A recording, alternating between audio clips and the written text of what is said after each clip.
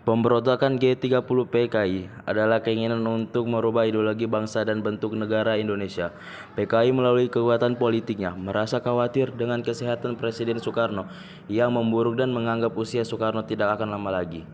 Kesimpulan tersebut didapatkan usai pingsannya Soekarno pada saat pidato bulan Agustus 1965. Hal ini menyebabkan persaingan tajam antara PKI dan TNI yang berseberangan politik.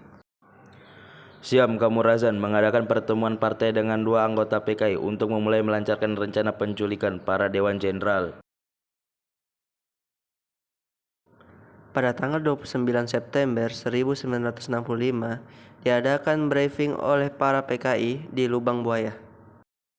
Pada tanggal 30 September 1965, PKI dibawa letkol untuk melakukan penculikan terhadap para petinggi PKI yang dianggap sebagai Dewan Jenderal yang akan menggulingkan kekuasaan Soekarno.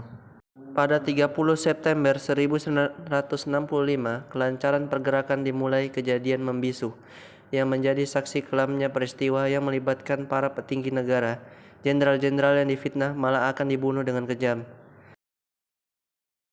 Dan pada 1 Oktober 1965 jam 4 subuh pergerakan PKI dimulai. Para PKI dan pasukan Cakrawirawa beranggapan bahwa mereka sudah berada pada jalan yang tepat, melakukan pergerakan dan meragu mereka menculik para Dewan Jenderal. Anak dari Jenderal Nasution, Ade Irma Suryani, terkena tembakan terhitung 3 peluru mengenainya. Istri Jenderal Nasution memerintahkan kepada suaminya untuk segera pergi dan melarikan diri. Pada saat itu, Kapten Pierre Tandean mengaku sebagai Jenderal Nasution untuk menyelamatkan beliau. Pada masa ini, penculikan Jenderal Ahmad Yani, ketika Jenderal Ahmad Yani hendak berganti pakaian, para PKI melarang, dan saat Jenderal Ahmad Yani hendak menuju pintu, pasukan Cakrabinarawa menembakkan peluru ke arah Jenderal Ahmad Yani. Saat berdoa, Jenderal DI Penjahitan tiba-tiba ditembak di teras rumahnya dan meninggal saat itu juga.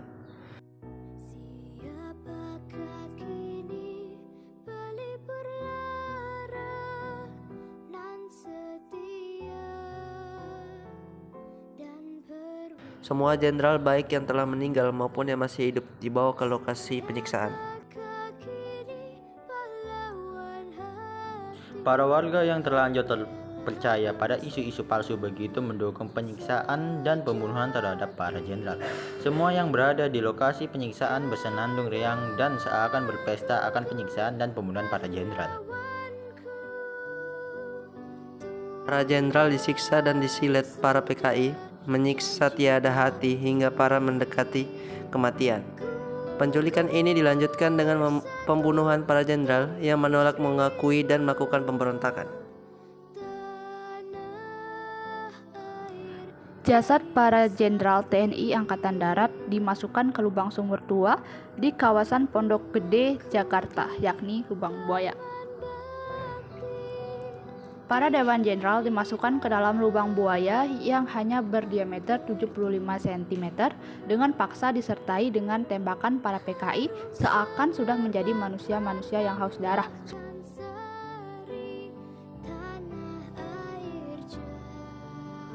Pada 4 Oktober 1965, jenazah para jenderal dievakuasi dari lubang buaya. Evakuasi dipimpin oleh Maijen Soeharto. Kondisi para jenazah telah membusuk dan dipenuhi lumpur. Prosesi pengangkatan jenazah ini disaksikan langsung oleh masyarakat Jawa Tengah.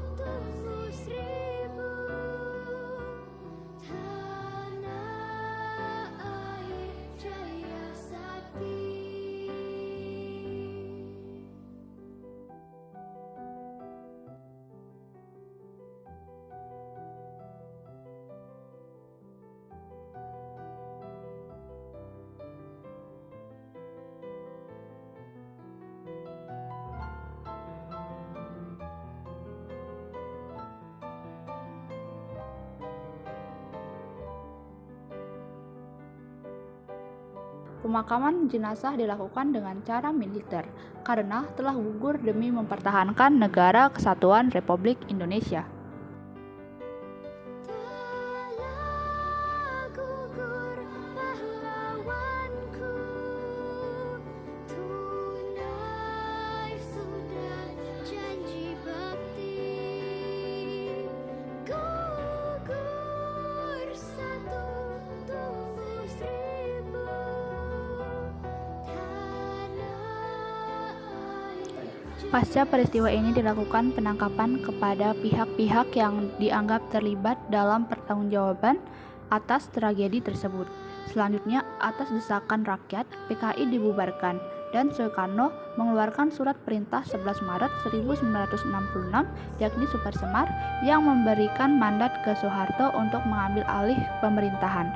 Soeharto sebagai pemimpin tertinggi kemudian mengeluarkan larangan terhadap PKI dan ormas-ormas di bawahnya, sehingga tanggal 30 September diperingati sebagai peringatan pemberontakan G30S PKI.